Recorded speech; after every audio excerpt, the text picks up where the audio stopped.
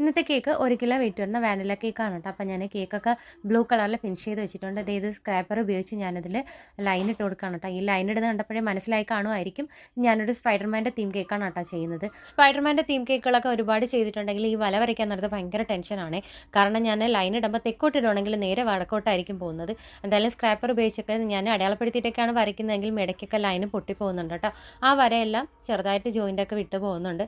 എന്നാലും കുഴപ്പമില്ല, നമ്മളത് അഡ്ജസ്റ്റ് ചെയ്ത് വരയ്ക്കും. പിന്നെ ഡെക്കറേഷൻ കൊടുക്കുമ്പോഴാണ് കേട്ടോ ബാക്കി നോക്കി എവിടെയാണോ ഷേപ്പ് ഇല്ലാത്ത അവിടെയൊക്കെ ചെയ്ത് കൊടുക്കുമ്പോഴേ നമ്മുടെ കേക്ക് നല്ല ഭംഗിയായിരിക്കും കേട്ടോ കാണാനായിട്ട്.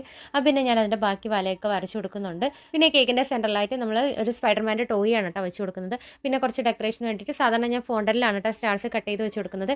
ഇന്ന് ഞാൻ ഫോണ്ടലിലല്ല വെച്ച് കൊടുത്തിട്ടുള്ളത്, കുറച്ച് സ്റ്റാർസിൻ്റെ ക്യാൻഡിയാണ് കേട്ടോ, ക്യാൻഡി വെച്ച് കൊടുക്കുകയാണ് ചെയ്യുന്നത്. പിന്നെ ഒരു ഹാപ്പി ബർത്ത്ഡേ ടോപ്പറോട് വെച്ചിട്ട് നമ്മുടെ കേക്കിൻ്റെ ഫൈനൽ ലുക്ക് ഒന്ന് കംപ്ലീറ്റ് ചെയ്തിട്ടുണ്ട്. അപ്പോൾ ഇതാണ് നമ്മുടെ കേക്കിൻ്റെ ലുക്ക് എന്ന് പറയുന്നത്. അപ്പോൾ ഇന്നത്തെ വീഡിയോ എല്ലാവർക്കും ഇഷ്ടമാവുമെന്ന് വിചാരിക്കുന്നു. ഇഷ്ടമായിട്ടുണ്ടെങ്കിൽ തീർച്ചയായിട്ടും സപ്പോർട്ട് ചെയ്യാം കേട്ടോ.